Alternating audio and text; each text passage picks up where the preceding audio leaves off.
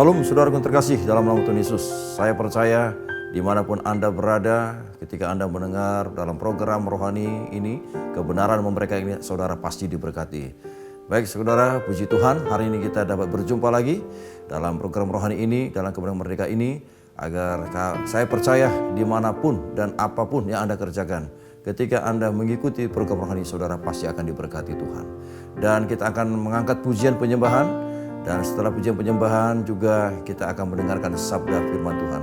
Seperti apa yang saya katakan, bahwa beberapa minggu ini kita tidak akan pernah keluar dalam yang namanya tentang kematian, kebangkitan sampai Yesus naik ke surga. Dan tema khotbah kita pasti di dalam arena tentang kematian, kebangkitan di dalam Yesus. Agar kita lebih memahami berbicara apa sebenarnya kebangkitan dan kematian serta kedatangan Yesus di dalam kerajaan surga, sehingga dia dikatakan sebagai penebus atas segala dosa kita semua. Baik saudaraku terkasih, sekarang kita akan siapkan hati kita untuk masuk ke dalam pujian penyembahan.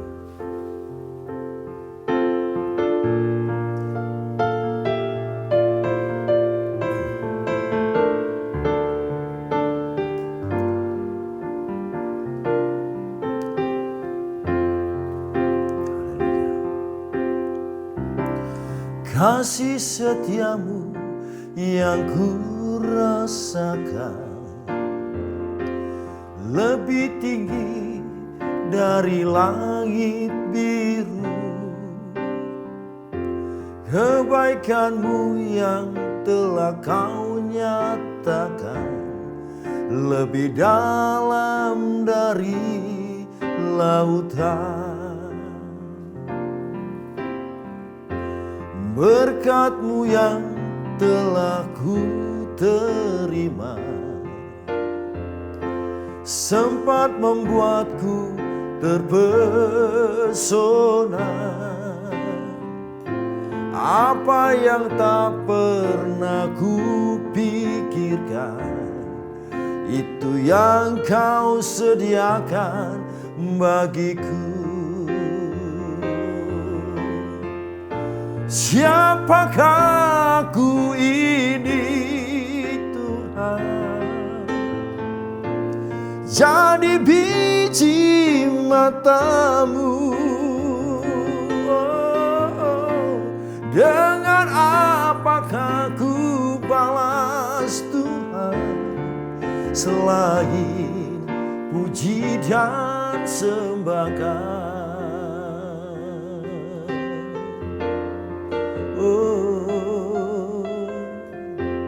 Kasih setiamu yang ku rasakan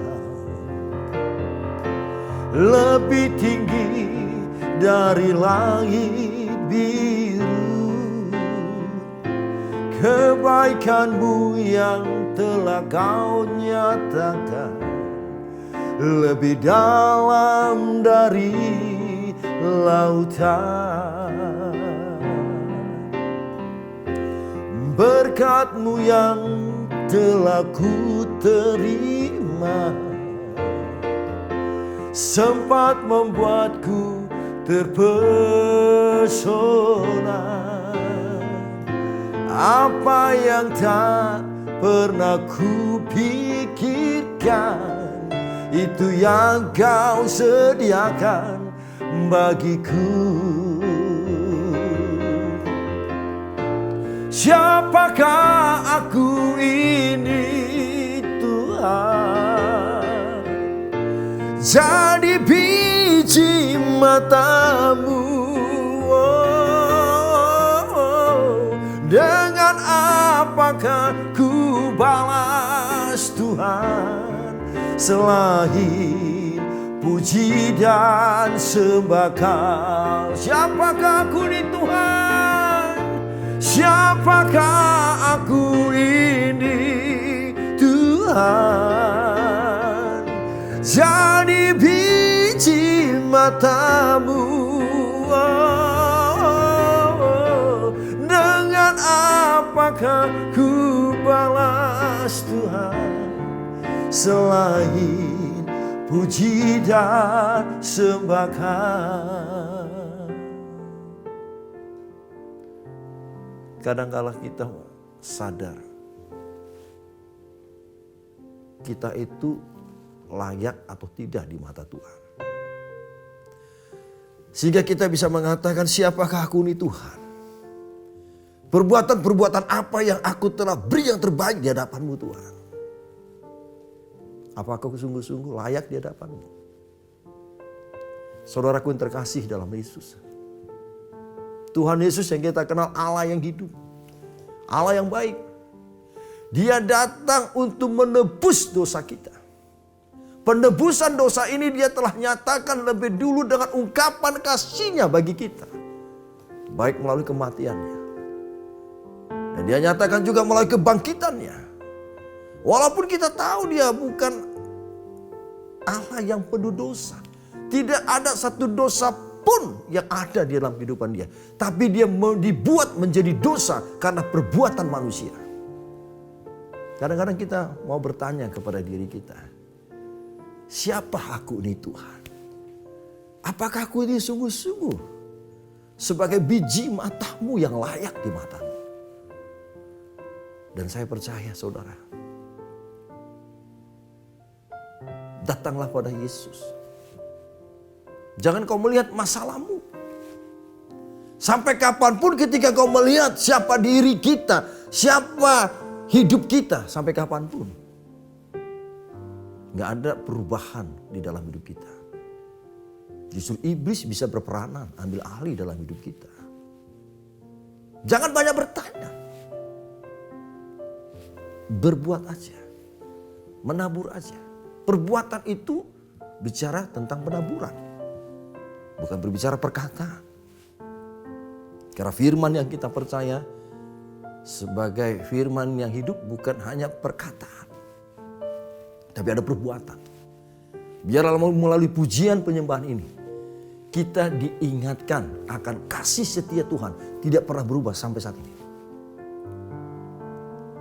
Bawalah apa adanya dirimu. Jangan kau berkata aku mau bertobat dulu baru aku datang pada Yesus. Tidak akan pernah itu terjadi. Dan iblis tidak suka itu. Biarlah pujian ini mengingatkan, mengajar, menegur kita untuk kita lebih memahami, lebih mengenal tentang pribadi Yesus. Mari saudara, buka hatimu, sembah Dia. Yes. Kasih setiamu yang ku rasakan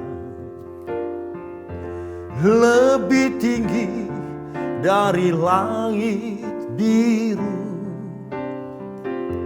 Kebaikan-Mu yang telah Kau nyatakan lebih dalam dari lautan. Berkat-Mu yang telah ku terima sempat membuatku terpesona.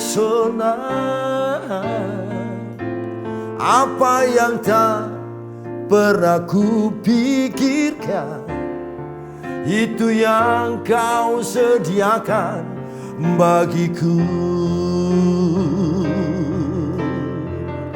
Siapakah aku ini Tuhan? Oh, jadi biji mata-Mu. Oh, dengan apakah ku balas Tuhan selain puji dan sembah? Siapakah aku ini Tuhan? Siapakah aku ini Tuhan? Jadi biji mata-Mu. Dengan apakah ku balas Tuhan selain puji dan sembah? Siapakah aku ini Tuhan? Jadi biji mata-Mu. Oh, Dengan apakah ku balas Tuhan selain puji dan sembah Kau? Angkat suaramu. Siapakah aku ini Tuhan? Jadi biji mata-Mu. Dengan apakah ku balas Tuhan selain puji dan sembah Kau? Siapakah aku ini Tuhan? Jadi biji mata-Mu. Dengan apakah ku balas Tuhan selain puji dan sembah Kau? Selain puji dan sembah Kau, selain puji dan sembah Kau,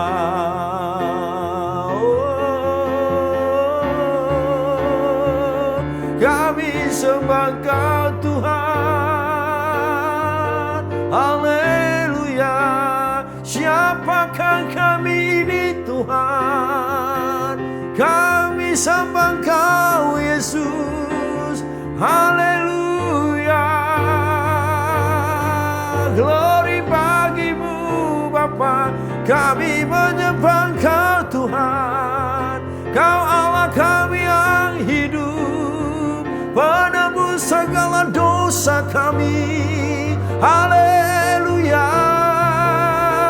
Glory bagi-Mu Tuhan, glory bagi-Mu Bapa. Kau Allah kami yang hidup, Allah kami yang kami sembah, penebus dosa kami, penyelamat hidup kami. Haleluya. Kami sembah Kau Yesus. Glory bagi-Mu.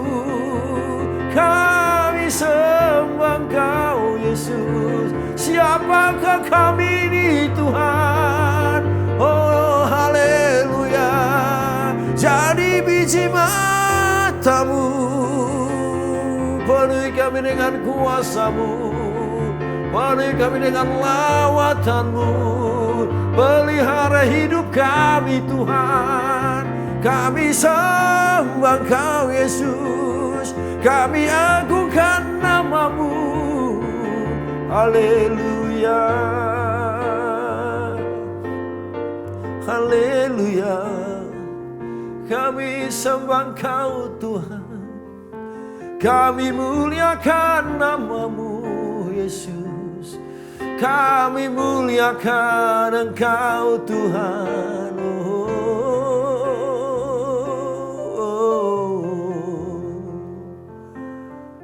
Begitu luar biasa Tuhan atas penebusan dosa-Mu. Bukan dengan barang fana Kau menebus dosa kami, tapi melalui darah-Mu yang mahal,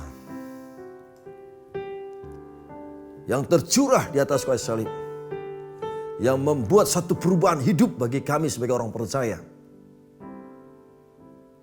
Untuk kami layak di hadapan-Mu, dan sekarang dosa kami telah Kau ampuni. Kau telah tebus dengan darah-Mu kudus. Oh Tuhan, Kau sungguh baik bagi kami. Thank you Jesus. Bukan dengan barang fana Kau membayar dosaku, dengan darah yang mahal tiada noda dan celah. Bukan dengan emas perak Kau menebus diriku,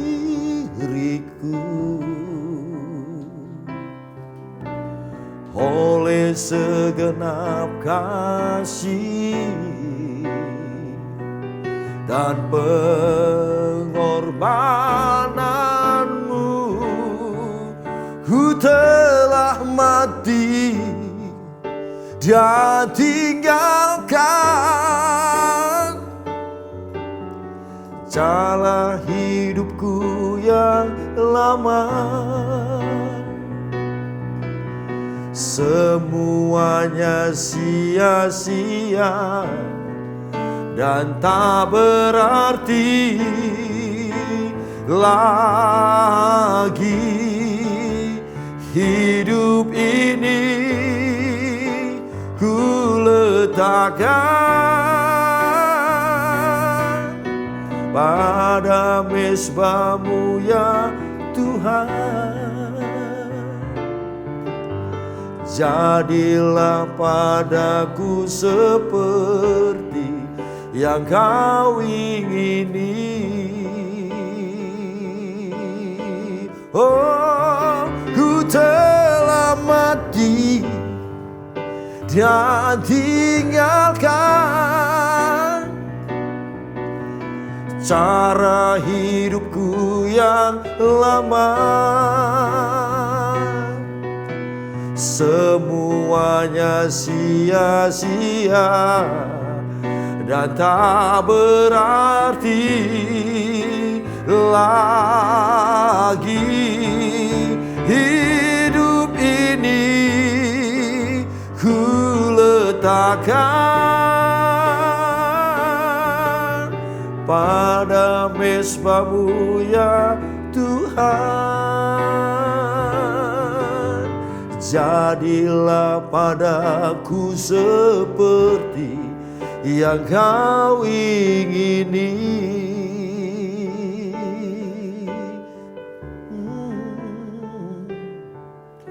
Bukan dengan barang fana Kau membayar dosaku,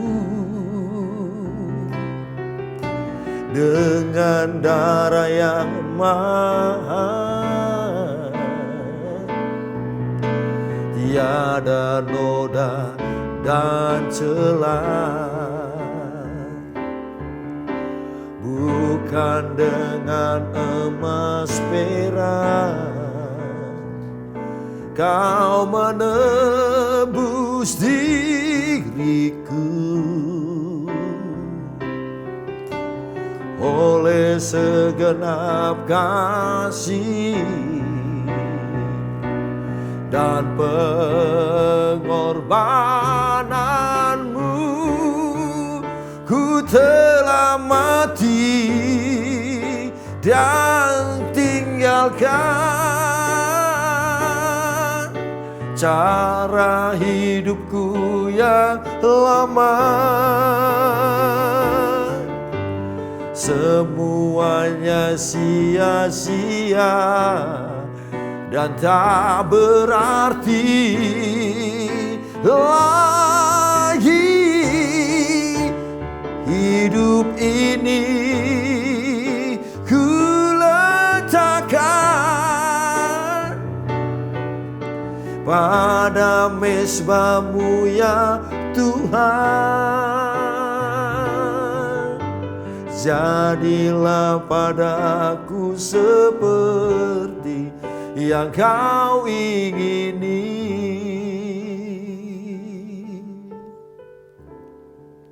Haleluya.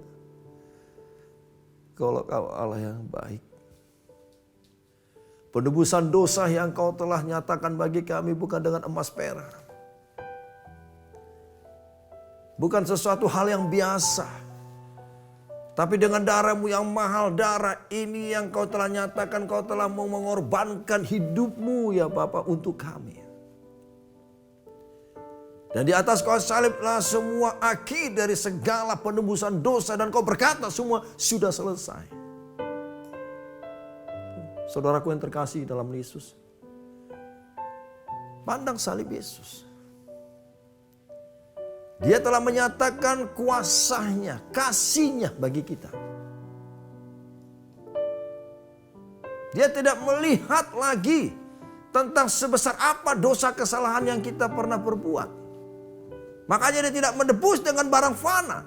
Tapi melalui darahnya lah yang kudus. Darah itu tercurah karena ada satu pengorbanan nyawa. Nyawa siapa? Nyawa Yesus. Artinya apa? Tidak ada satu perbandingan yang lebih hebat yang kita pernah perbuat di mata Tuhan. Pengorbanan apa yang kita telah berikan? Ya, pengorbanan apa yang kita telah tabur untuk kemuliaan nama Tuhan? Hanya Yesus satu-satunya yang telah memberikan sesuatu kehidupannya karena dosa manusia. Gak ada sebanding dengan apa harta, tentang apa yang kita miliki hari ini untuk kita beri. Tidak ada satu perbandingan apapun, tidak ada sebesar nilai apa yang Yesus telah nyatakan bagi kita. Makanya hari ini saya mengajak semua. Saudara, jangan apa yang kau telah perbuat itu luar biasa sekali di mata Tuhan. Perbuatan yang kita lakukan untuk Tuhan, menabur adalah bentuk ungkapan kasih kita kepada Yesus melalui iman kita. Bahwa ketika kita hidup di dalam Dia, hidup kita tidak akan pernah sia-sia. Bukti kasih Yesus darahnya. Karena darah Yesuslah yang telah tercurah di atas kayu salib. Pencurahan darahnya sehingga menghilangkan nyawanya. Yang gak kita ukur dengan harta kita. Dengan perbuatan-perbuatan kebaikan kita. Makanya hari ini saya mengajak kita semua. Jangan kau hitung-hitungan dengan Tuhan. Perbuatlah semuanya karena untuk kemuliaan nama Tuhan. Mari pujian penyembahan ini yang mengingatkan kita supaya kita saling introspeksi diri. Apa yang kita perbuat tidak sebanding dengan apa Yesus berbuat untuk kita. Lakukan terus setiap perkara-perkara yang dahsyat di mata Tuhan. Saya percaya kehidupan saudara akan terus naik. Selalu jadi kepala, bukan jadi ekor. Pengorbanan Yesus mengingatkan kita. Kasihnya tidak pernah berubah. Mari saudaraku. Kita angkat pujian ini kembali. Kita perkatakan melalui iman kita. Bukan dengan barang fana Kau membayar dosaku. Dengan darah yang mahal, tiada noda dan celah. Bukan dengan emas perak Kau menebus diriku. Oleh segenap kasih, amin, dan pengorbananmu, ku telah mati dan tinggalkan cara hidupku yang lama. Semuanya sia-sia dan tak berarti lagi. Hidup ini ku letakkan pada mezbamu ya Tuhan. Jadilah padaku seperti yang kau ingini. Ku telah mati, ku telah mati dan tinggalkan cara hidupku yang lama. Amin. Semuanya sia-sia dan tak berarti lagi. Hidup ini ku letakkan pada mezbah-Mu ya Tuhan.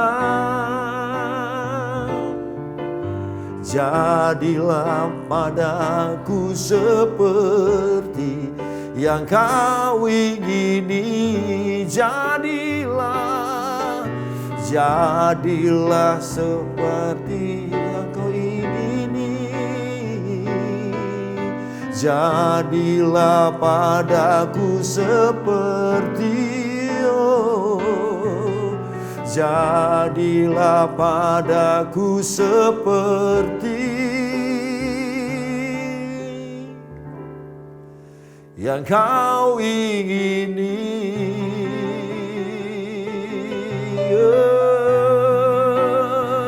Jadilah seperti yang Kau ingini. Haleluya. Jadilah seperti yang Kau ingini Tuhan. Glory bagi-Mu Bapa. Haleluya. Kau mengorbankan nyawa-Mu. Kau telah mati menebus dosa kami. Haleluya. Jadilah seperti yang Kau ingini. Kami percaya setiap hidup kami penuh dan kuasa-Mu Bapa. Glory bagi-Mu. Kami sembah Engkau Yesus. Haleluya. Glory bagi-Mu Tuhan. Haleluya. Kami sembah Engkau Yesus. Dengan darah-Mu yang mahal tercurah bagi kami, menebus dosa kami. Haleluya.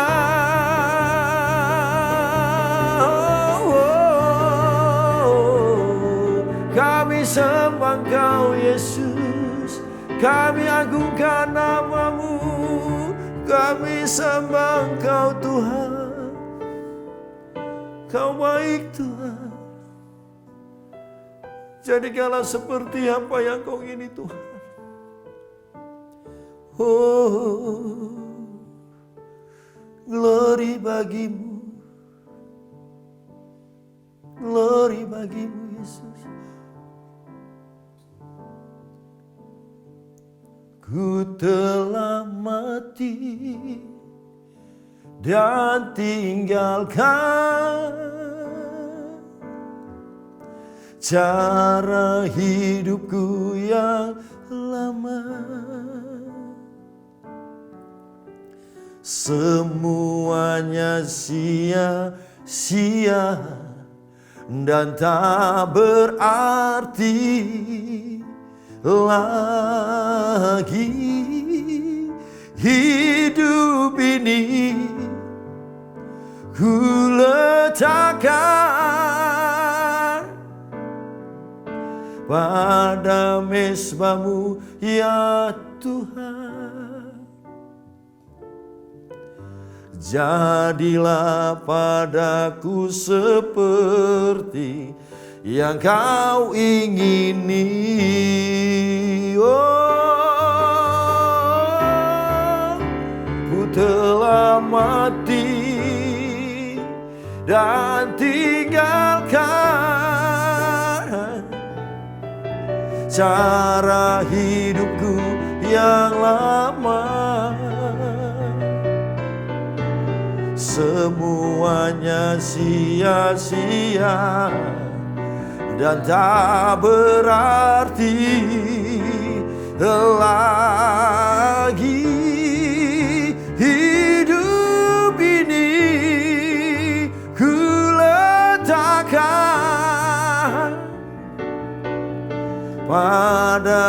mesbah-Mu ya Tuhan. Jadilah padaku seperti yang Kau ingini.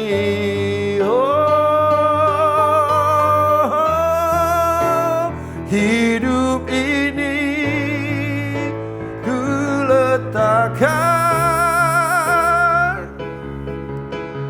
pada mesbah-Mu ya Tuhan.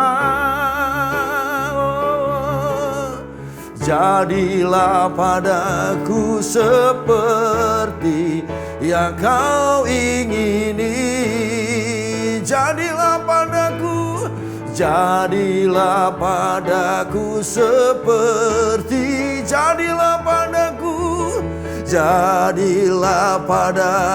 seperti, jadilah padaku Tuhan, jadilah padaku seperti yang Kau ingini.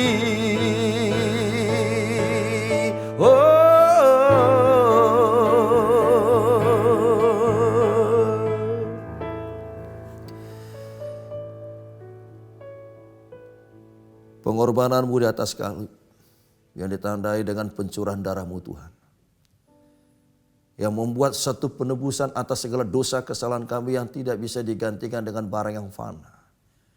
Ini yang mengingatkan tidak ada satu pengorbanan yang lebih besar daripada Yesus. Kami percaya Tuhan, darah-Mu lah yang menyucikan kami, darah-Mu lah menyelamatkan kami, sehingga Kau dikatakan sebagai penebus atas segala dosa kesalahan kami. Biarlah melalui pujian penyembahan ini mengingatkan kami untuk kami tetap setia pada Yesus. Terima kasih Tuhan Yesus. Sebentar kami akan mendengarkan sabda firman-Mu. Biarlah firman ini terus berakar bertumbuh, menjadi satu rema, menjadi satu benih yang bertumbuh dalam setiap roh bagi anak-anak Tuhan. Sehingga sungguh-sungguh firman ini tetap selalu firman yang berkuasa. Sehingga kami juga akan bisa meraih janji firman-Mu melalui setiap sabda firman-Mu ini. Hari ini, yang sakit pasti disembuhkan. Yang terikat dilepaskan. Yang lemah dikuatkan. Setiap persoalan apapun Tuhan selalu buka jalan. Terima kasih Bapa. Terima kasih Tuhan Yesus untuk setiap kasih yang Kau nyatakan selalu dalam hidup kami. Hari ini kami siap mendengarkan sabda firman-Mu. Tuntun kami dengan kuasa Roh Kudus-Mu. Ambil alih ya Bapa. Dari awal pertengahan akhir. Dalam nama Tuhan Yesus, haleluya, sama-sama kita katakan. Amin. Puji Tuhan, saudara terkasih dalam nama Yesus. Kita telah mengangkat pujian penyembahan di hadapan Tuhan. Saya percaya pujian penyembahan ini Tuhan akan menjadikan menjadi satu dupa yang harum, yang berkenan di hadapannya. Kami berdoa agar setiap saudara yang mengikuti program ini melalui pujian penyembahan, yang kita sama-sama mengangkat suara kita memuliakan nama Tuhan, tidak akan pernah sia-sia. Kita selalu bersyukur atas kebaikan Tuhan dalam hidup kita. Dan hari ini saya akan menyampaikan firman Tuhan. Yang seperti saya katakan, 3 minggu berturut-turut firman ini berbicara tentang kebesaran kuasa Tuhan, baik melalui kematian, kebangkitan, sampai Dia naik ke surga. Hari ini tema kita berbicara Tuhan Yesus sebagai penebus.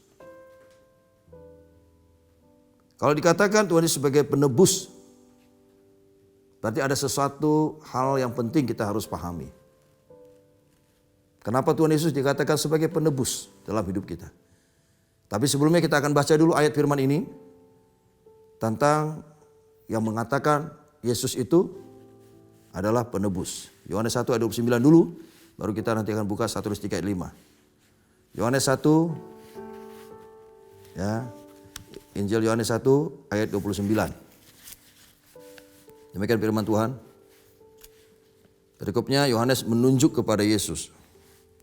Pada keesokan harinya Yohanes melihat Yesus datang kepadanya dan ia berkata, "Lihatlah anak domba Allah yang menghapus dosa dunia." Yohanes berkata, lihat anak domba yang menghapus dosa dunia. Luar biasa. Berarti ada satu peranan kuasa yang luar biasa yang Yesus telah miliki. Nah, kita lihat juga ayat pendukungnya di dalam 1 Yohanes 3 ayat 5. Tentang Yesus sebagai penebus. 1 Yohanes 3 ayat yang kelima. Dan kamu tahu bahwa ia telah menyatakan dirinya. Ingat, dia telah menyatakan dirinya. Apa yang dinyatakan? Supaya ia menghapus segala dosa.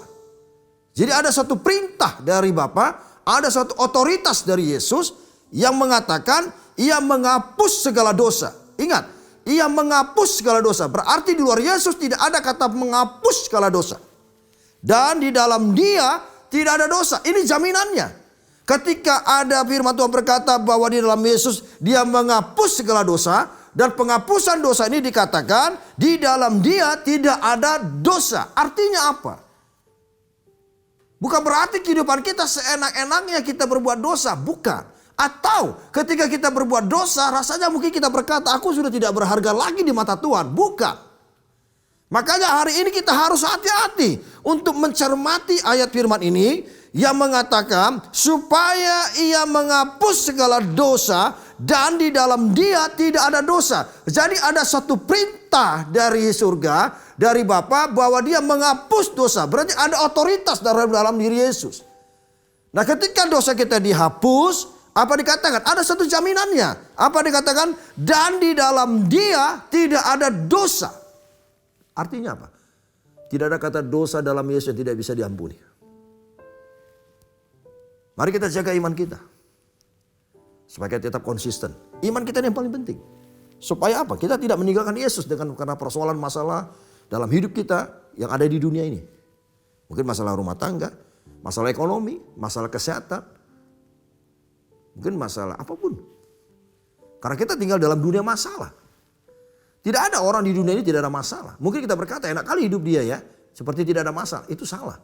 Itu perkataan-perkataan orang yang imannya tidak bertumbuh. Kerohaniannya itu tidak terus diperbaharui.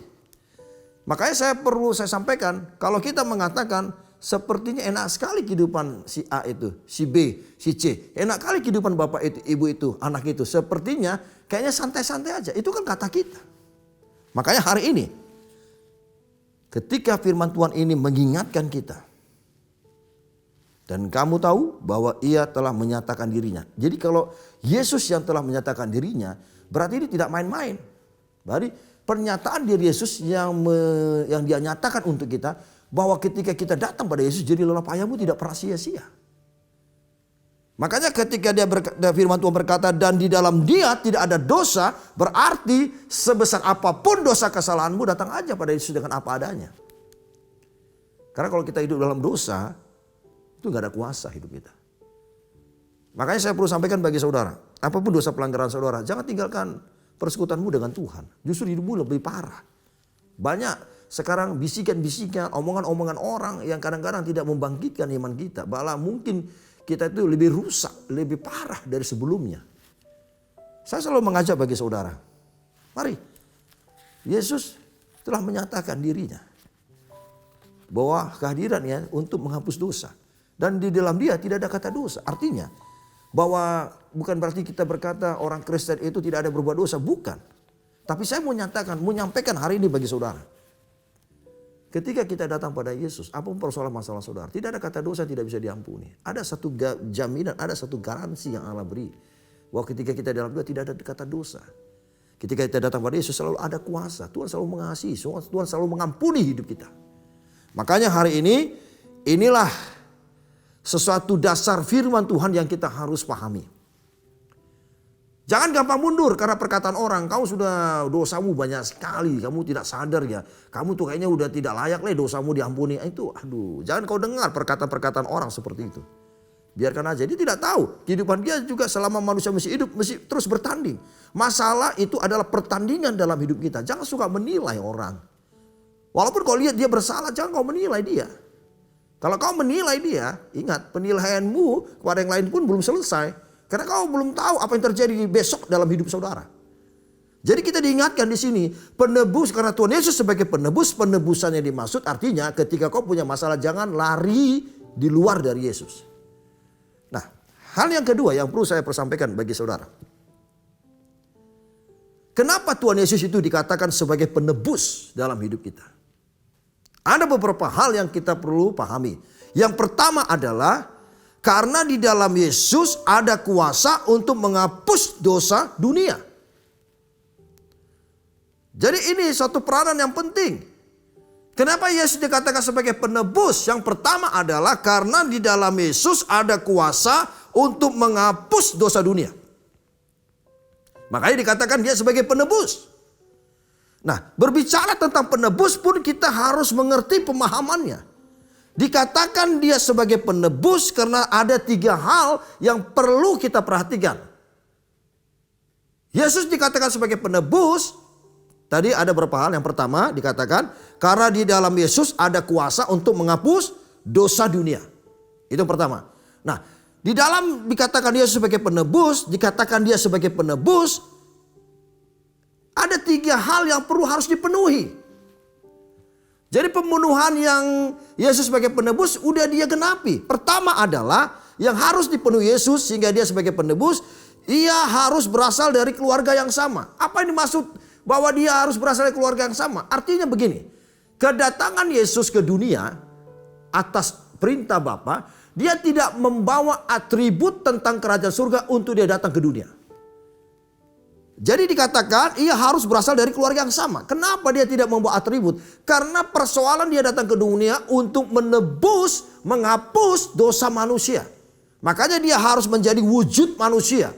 Kalau Yesus datang ke dunia tidak mau menjadi wujud manusia dan mengosongkan diri sebagai seorang hamba dan menjadi wujud manusia, maka apa yang menjadi peranan dia sebagai penebus semua gagal. Jadi apa dasarnya? Bahwa Yesus datang, dia harus berasal dari keluarga yang sama. Artinya dia harus menjadi manusia biasa. Makanya Alkitab berkata 100% Yesus manusia, 100% dia adalah Tuhan. Apa pembuktian ayatnya? Dia itu tidak membawa atributnya dari surga. Dia mengosongkan diri sebagai seorang hamba dan menjadi wujud manusia. Kita lihat dulu ayatnya. Kita baca dulu dalam Filipi 2 ayat 6 sama dengan 7. Filipi 2 ayat 6 sama dengan 7. Filipi 2. Apa dikatakan oleh firman Tuhan? Filipi 2. Yang walaupun dalam rupa Allah tidak menganggap kesetaraan dengan Allah itu sebagai milik yang harus dipertahankan. Perhatikan ayat ini saudara.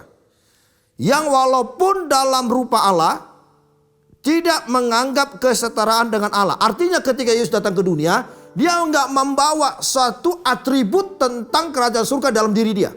Dia tidak membawa kesetaraannya dengan Allah sebagai milik yang harus dipertahankan. Artinya ketika Yesus datang ke dunia, dia tidak mempertahankan aku dari surga loh. Tuhan Yesus tidak berkata demikian. Hebat enggak Yesus kita ini? Makanya ayat 7 mengatakan melainkan telah mengosongkan dirinya sendiri. Mengosongkan diri artinya dia mau menjadi wujud manusia. Kalau Yesus tidak menjadi wujud manusia, maka persoalan manusia tentang menebus dosa semua tidak akan tergenapi. Jadi apa yang dialami oleh kita dialami oleh Yesus. Maka Yesus juga adalah manusia, dia juga adalah Tuhan. Luar biasa ini ayat saudara.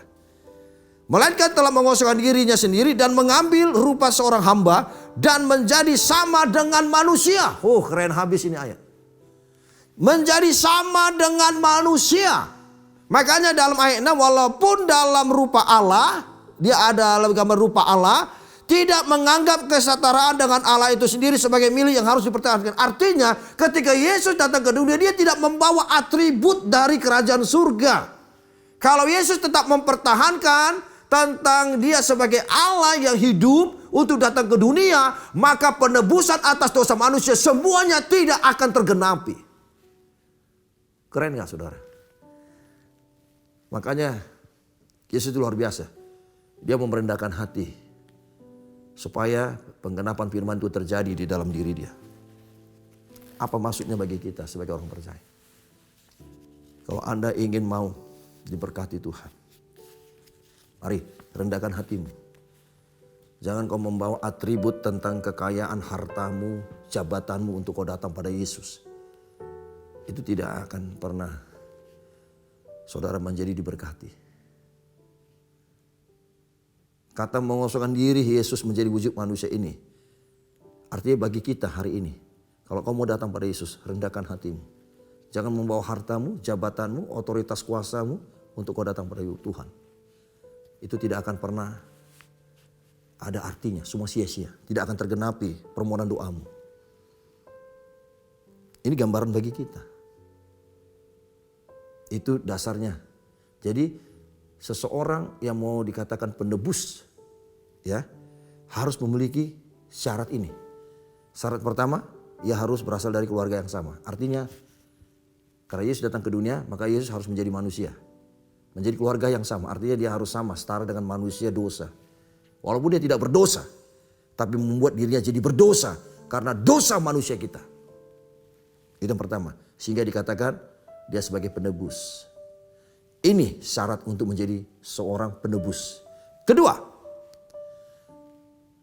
apalagi syarat untuk menjadi penebus yang dialami oleh Yesus. Orang yang dikatakan penebus, bahwa kehidupannya harus berkuasa di surga dan di bumi. Dan itu hanya ada pada Yesus, tidak ada pada manusia. Makanya dikatakan dia harus berkuasa di surga dan di bumi. Walaupun dia datang tidak membawa atribut itu, tapi dia ada kuasa, dia berkuasa. Coba kita lihat Matius 28 ayat 18. Matius 28 ayat 18. Coba kita perhatikan ayat firman ini. Apa dikatakan firman Tuhan? Yesus mendekati mereka dan berkata, "Kepadaku telah diberikan segala kuasa di surga dan di bumi."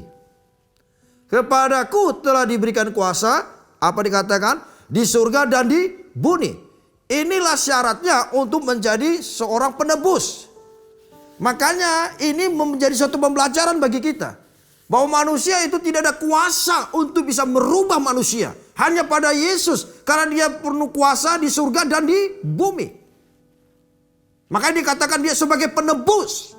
Nggak ada manusia yang dikatakan sebagai kuasa yang bisa menebus dosa manusia. Kalau orang dikatakan bisa menebus dosa manusia, Yesus nggak perlu turun ke dunia.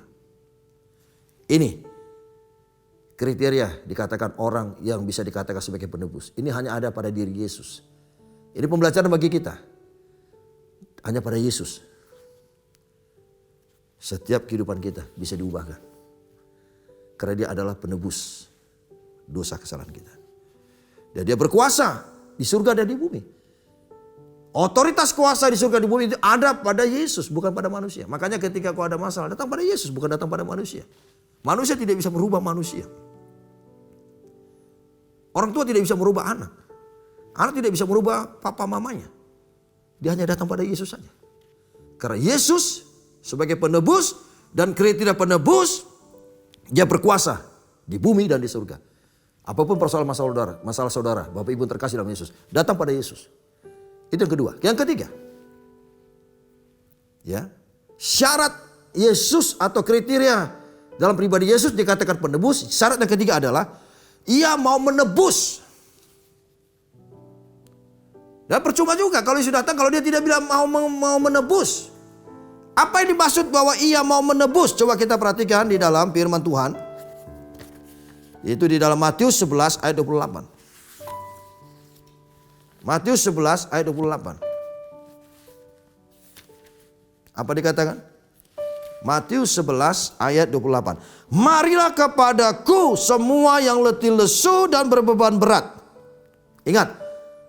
Ada suatu perkataan Yesus dikatakan, "Marilah kepadaku." Artinya dia mau mengorbankan dirinya. Dia mengajak kita.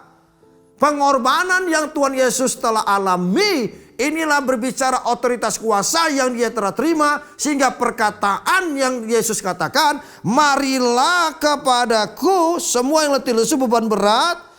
Aku akan memberi kelegaan kepadamu." Jadi dikatakan dia sebagai penebus. Karena apa? Karena dia mau menebus. Makanya dikatakan, marilah datang kepadaku. Letih lesu, beban berat, maka aku beri kelegaan kepadamu. Artinya perkataan Yesus inilah yang menjadi satu ungkapan kasihnya bahwa dia mau menyatakan aku mau menebus dosa manusia. Kalau Yesus tidak mau menebus, maka dia dikatakan bukan sebagai penebus. Jadi inilah merupakan sesuatu hal yang perlu kita ketahui, bahwa apabila seorang itu dikatakan penebus harus memenuhi syarat ketiga ini. Pertama, ia harus berasal dari keluarga yang sama. Artinya dia harus mau menjadi manusia. Artinya persoalan dia kita harus tanggung. Hanya Yesus yang mau menanggung. Mana ada sih kalau kita manusia, kalau dia teman kita punya masalah, kita mau membebani, mau terlibat atas masalah. Saya rasa mau terlibat atas masalah. Saya rasa banyak manusia pasti tidak mau. Tapi Yesus mau. Persoalan manusia ini bicara tentang dosa. Setiap orang yang berdosa kehilangan kemuliaan Allah. Dan Yesus mau terjun ke dalam itu. Dia mau ambil dalam kehidupan kita. Bukan ini yang merupakan ambil bagian dalam kehidupan manusia. Artinya dia mau menjadi dosa walaupun dia tidak berdosa. Ini artinya ia harus berasal dari keluarga yang sama. Kedua, ia harus berkuasa di bumi dan di surga. Orang yang berkuasa di surga itu hanya Yesus. Tidak ada orang yang lain. Makanya kalau kita datang kepada manusia tentang persoalan kita curhat kepada manusia itu salah. Datang ada pada Yesus. Tuhan akan buka jalan. Tuhan akan memberi, berperkara. Artinya dia selalu menyertai kehidupan anak-anaknya. Jangan datang kepada yang lain. Datang pada Yesus saja. Jangan engkau tenggelam percaya atas janji-janji manusia. Itu akan memperburuk hidup kita, saudara. Yang ketiga, kriteria sebagai penebus yang Yesus telah alami. Ia mau menebus. Yesus mau menebus. Ini artinya dia mau menyatakan, mengungkapkan kasihnya. Kasih Yesus dulu sampai sekarang tidak pernah berubah. Pengungkapan kasihnya, dia berkata, marilah yang letih lesu beban berat datang padaku, aku akan memberikan kelegaan kepadamu. Ini ungkapan kasih yang Yesus berikan bagi kita. Saudaraku terkasih, itulah hal yang pertama. Jika dikatakan Yesus sebagai penebus. Yang kedua, kenapa Yesus dikatakan sebagai penebus? Tadi yang pertama karena di dalam Yesus ada kuasa untuk menghapus dosa manusia. Yang kedua, yang terakhir. Kenapa Yesus dikatakan sebagai penebus? Yang kedua adalah karena Yesus telah menumpahkan. Ada satu darah yang tercurah di dalam diri Yesus. Dan hanya darah Yesuslah yang memiliki kuasa untuk pengampunan dosa. Tidak ada darah yang lain. Hanya dari Yesus. Kita lihat dulu ayatnya, Ibrani 9 ayat 22b. Ibrani 9 ayat 22b. Kita lihat saudara. Ya. Saya percaya saudara pasti diberkati. Ibrani 9 ayat 22b. Dia katakan, dan tanpa penumpahan darah tidak ada pengampunan. Ini bukan darah yang lain. Tapi hanya darah Yesus. Makanya dikatakan dia sebagai penebus. Dikatakan Yesus sebagai penebus karena darahnya telah tercurah di atas kayu salib. Melalui darah Yesuslah kita layak di hadapan Bapa. Melalui darah Yesuslah pengampunan dosa itu terjadi dalam kehidupan manusia. Bagi yang percaya diselamatkan. Maka hari ini mari saudara terkasih dalam nama Yesus. Pesan saya melalui program rohani ini. Tetaplah setia pada Yesus. Jadikanlah Yesus sebagai penebus di dalam kehidupan saudara. Tidak ada Allah lain. Tidak ada nama yang lain. Hanya nama Yesus. Dia sebagai penebus dalam kehidupan kita. Kenapa Yesus dikatakan sebagai penebus? Karena ada kuasa di dalam Yesus untuk menghapus dosa dunia. Jadi tidak ada nama yang lain. Hanya nama Yesus saudara. Kedua. Karena darah Yesus telah tercurah, tertumpah di atas kayu salib yang memiliki suatu kuasa untuk apa? Pengampunan dosa. Hanya melalui darah Yesus. Jadi pesan saya hari ini bagi saudara sebagai saudara seiman. Jangan tinggalkan Yesus saudara. Cintai Yesus selalu. Dia naik ke surga. Dia akan mengutus penolong yang lain. Yang di luar dari Yesus itu disebut Roh Kudus. Yang merupakan satu rangkaian tidak bisa terpisahkan. Walaupun ini ada satu perdebatan tentang Trinitas ini. Saudara nggak usah ikut campur. Pegang firman aja. Karena tidak ada yang bisa mendalami firman ini. Tuhan tidak berkata ketika kau mengerti firman ini maka ada kuasa. Tidak, ketika kau mengimani firman ini di situ ada kuasa. Bukan kita berdebat, bukan ketika kau menguasai titelmu doktor mungkin terus dikatakan engkau orang yang luar biasa dalam hidupmu. Ingat, ahli Taurat itu bukan orang bodoh. Satu-satunya ahli Taurat yang dijamah Tuhan Yesus adalah Rasul Paulus. Itu bukan orang bodoh. Tapi apa yang dia pelajari itu semua sampah, kata Rasul Paulus. Hanya dalam Yesus. Artinya kita sudah diingatkan dengan berbagai macam tokoh-tokoh di Alkitab ini. Jangan engkau terkecoh. Jangan engkau terikut dengan perdebatan-perdebatan melalui firman Tuhan ini. Tidak dengan ketika kau mendalami firman ini, kau mengerti firman ini, ada kuasa dalam hidup saudara. Tidak ada. Tapi ketika kau imani firman ini, di situ ada kuasa dalam hidup saudara. Hari ini saya mengajak kita semua. Jadi kalau Yesus tetap sebagai penebus dalam hidup saudara. Jangan tinggalkan Yesus, saya percaya. Ingat saudara, kita telah baru memperingati tentang kematian, kebangkitan. Nanti pada hari yang ke-40, Yesus naik ke surga. Sampai dari pengutusan Roh Kudus pada hari yang ke-50. Ini yang mengingat bagi kita. Jangan tinggalkan Yesus. Hanya nama Yesus, nama yang berkuasa. Selain nama Yesus tidak ada kuasa untuk bisa menebus dosa manusia. Mari saudara, jangan ikuti tentang perkembangan akhir zaman ini, tentang perdebatan secara Alkitab yang tidak membangun iman saudara. Tinggalkan saja. Saudara lihat buahnya saja. Buah menyatakan bahwa Allah menyatakan kuasa dalam kehidupan, dalam pelayanan, di dalam ibadah kita. Mari saudara, tetap setia pada Yesus. Jangan tinggalkan Yesus. Saya percaya melalui program rohani ini, Anda pasti diberkati, Anda akan pasti lebih mengenal pribadi Yesus. Tetap cinta Yesus, Tuhan Yesus selalu memberkati kita semua. Haleluya. Amin. Terima kasih Tuhan Yesus. Biarlah firman ini terus berakar bertumbuh menjadi satu rema. Untuk kami lebih mengerti, lebih memahami. Tuhan Yesus sebagai penebus. Dikatakan kau sebagai penebus karena hanya ada kuasa di dalam Yesus untuk memberikan suatu pengampunan atas dosa kami. Yang kedua, dikatakan kau sebagai penebus karena darahmu telah tercurah di atas kayu salib yang penuh kuasa untuk menghapus segala dosa kesalahan kami. Hanya melalui darah Yesus. Artinya, hanya nama Yesus nama yang berkuasa. Tidak ada nama yang lain. Sampai di bawah kolong langit ini tidak ada satu kuasa. Hanya nama Yesus yang penuh otoritas, penuh kuasa, penuh mujizat. Terima kasih Tuhan. Terima kasih ya Bapa. Kami selalu bersyukur atas setiap kebaikan Tuhan di dalam hidup kami.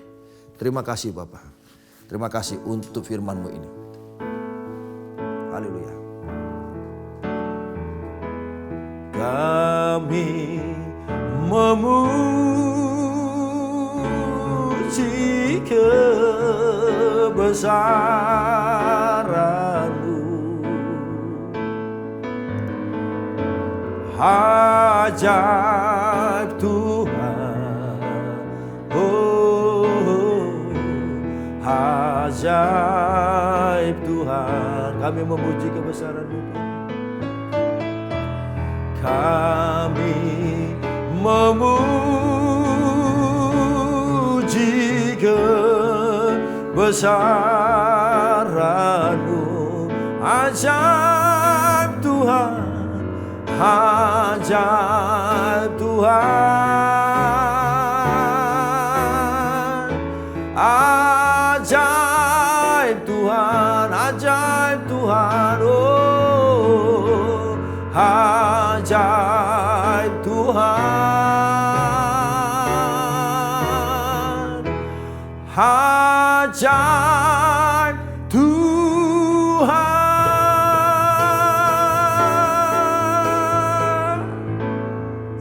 Terima kasih Tuhan Yesus, Tuhan memberkati.